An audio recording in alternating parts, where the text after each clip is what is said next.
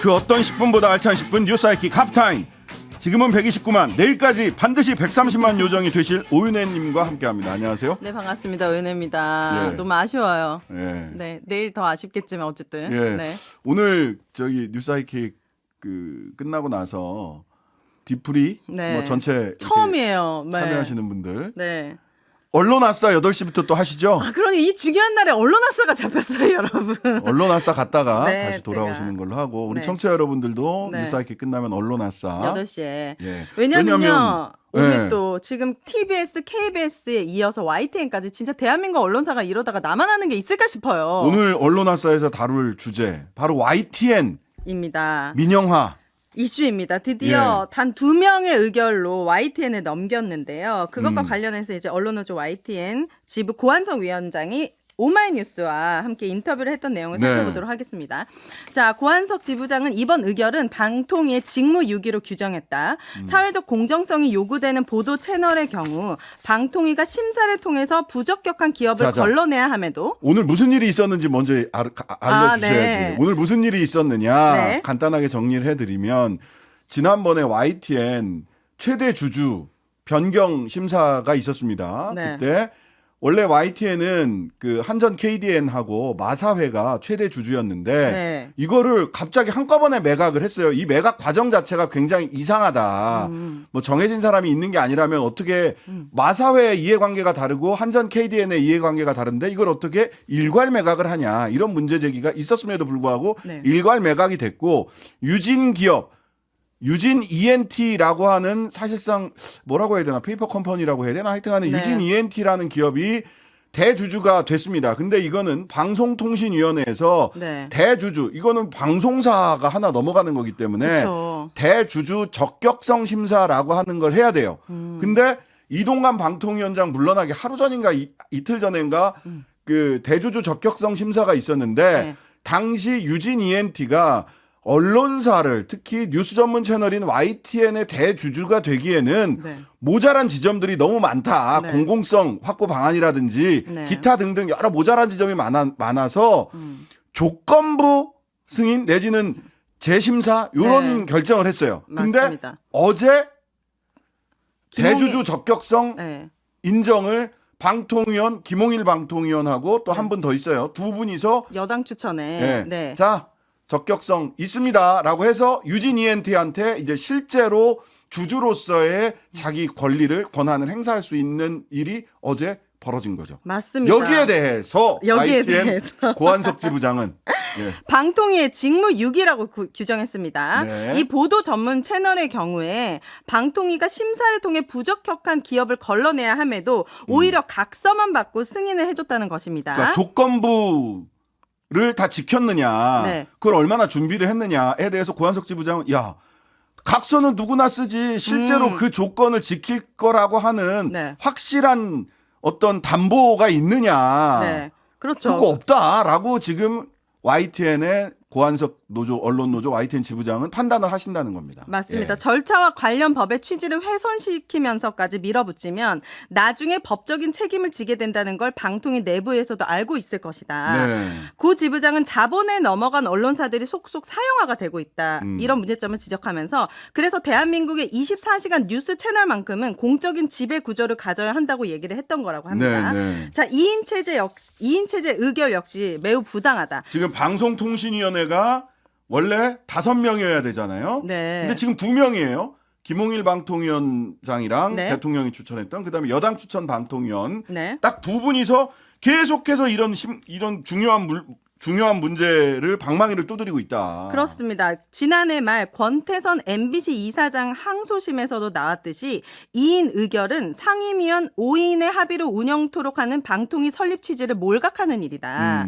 그리고 윤석열 정권 들어서서 TV조선 재승인을 껌껌이 문제 삼아 다 잡아넣지 않았냐. 네네. 절차적 내용적 문제가 분명한 이런 매각 승인과 관련된 사람들은 나중에 분명히 처벌을 받을 거고 이 심사위원을 안 만든 것도 문제다. 유진이 처음에 자료를 제출 아예 안 했잖아요. 네네, 그러면 맞습니다. 유진이 자료를 다시 제출했다면 그 자료에 대한 다시 심사위를 꾸려야 되는데 그걸 안 한 거죠. 원래 이 대주주 적격성 심사, 대주주가 누군가로 넘어가면 방송사의 대주주는 적격성 심사를 방송통신위원회에서 해야 되는데 심사위원회를 별도로 구성을 해야 돼요. 네. 근데 지난번에 심사위원회를 별도로 구성을 했는데 유진 ENT에서 낸 서류가 뭔가 이렇게 누락된 것도 많고 그러다 네. 보니까 야 이런 거 그 심의 의결을 제대로 완성된 심의 의결을 하지 않았는데 네. 이번에 그러면은 조건에 맞추겠다고 새로 서류를 냈으면 다시. 지금 고한석 지부장님 얘기는 네. 그냥 행정적으로 아이고 이게 이제 조건부 승인의 서류가 다 왔으니까 이제 망치를 쳐드립니다라고 할 것이 아니라 네.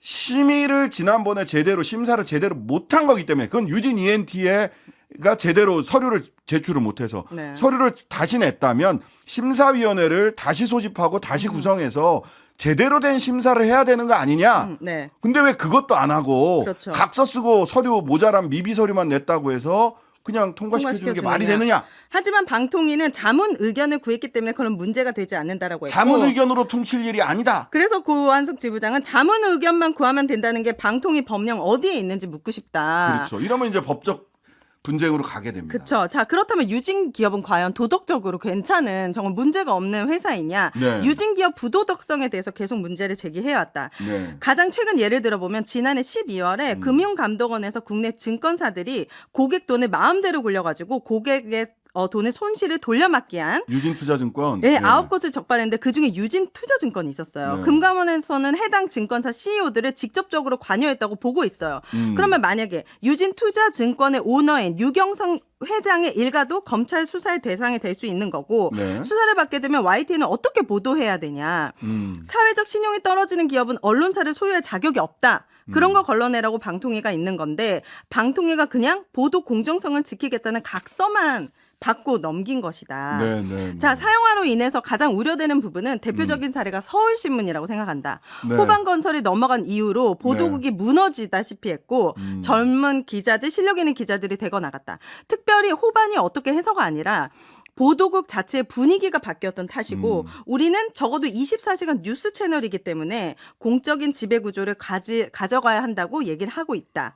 그래서 지금 일단 법무법 법정 투쟁을 예고했습니다. 법무법인을 선임해서 이번 의결에 대한 매각 승인 취소 소송과 집행정지 가처분 소송을 낼 계획이라고 합니다. 네. 여기에 우리사주조합과 시민주주 그리고 노동조합까지 함께하고 있다고 합니다. 네, 네, 네. 우리사주조합도 우리사주조합은 이제 직원들이고 시민들도 YTN 주식을 좀 사주라. 네, 사주라. 좀 네 그래서, 맞아요. 사주라입니다. 네, 그렇게 하면 소수 주주로서 제일 먼저 할 수 있는 건 뭐냐면 각종 경영 정보라든지 내부 정보를 주주로서 받아서 볼 수가 있고 일정한 숫자가 되면 관련해서는 이제 주주 대표 소송을 한다든지 이렇게 네. 법적으로 유진 기업의 정보를 알고 YTN의 정보를 취득하고 그 이후에 경영상에 잘못된 일이 있으면 여기에 대해서 소송을 할 수 있는 권한이 생기거든요. 아마 네. 이런 부분들에서 얘기를 하고 있는 것 같고 아마도 이 그 대주주 적격성 심사 관련해서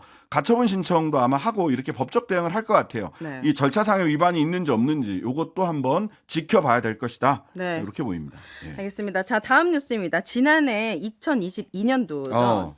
연세대 대학생들이 청소 노동자들이 집회 주체로 소음이 있었고 이 때문에 수업이나 개인 공부에 집중하지 못해서 정신적인 피해를 보았다고 손해배상 청구 소송을 했던 사건이 있었습니다. 이거 사건 처음 얘기됐을 때 이거 무조건 기각이다라고 제가 말씀을 드렸었어요. 네, 당시 손해배상 소장에는 약자라고 해서 불법 행위까지 묵인해야 할 필요는 없다. 또 다른 약자, 그러니까 학생들을 위해서 손해배상금을 지급해야 한다. 이런 내용이 있었어요.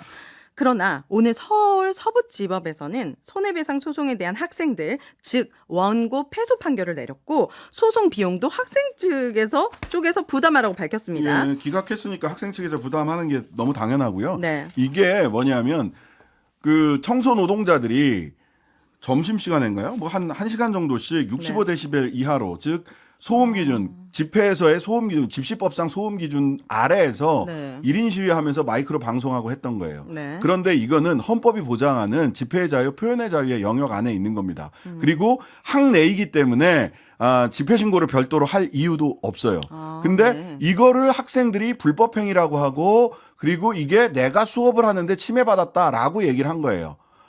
그러면서 소위 대학생들 사용하고 있는 에브리타임에다가 이 글을 올리고 여기에서 혐오와 조롱이 시작되기 시작했습니다. 네. 이러다 보니까 연세대학교에서는 나임윤경 교수라는 분이 이 에브리타임에서 이렇게 혐오와 조롱, 청소 노동자들에 대한 공격을 하는 것이 이게 공정한 대한민국의 공정 감각에 맞는가라고 하는 아예 수업을 합니다. 수업을 하고 그것을 네. 책으로 엮어서 공정 감각이라는 책을 출판하기도 했어요. 어머나. 문제는 뭐냐면 이 에브리타임이라는 곳에서 노동자들, 성소수자 또는 심지어는 비건 이런 분들에 대한 조롱과 혐오가 너무 그랬었어요. 많아요. 그래서 네. 이런 것들이 법원에서 이렇게 딱 잘라서 이런 거는 헌법상 보장되는 집회와 시위의 자유다라는 것. 그다음에 공정 좋은데요. 네. 공존 없는 공정이라는 것은 사실은 굉장히 기계적이고 네. 강자의 편익에 복무할 따름이다라는 것이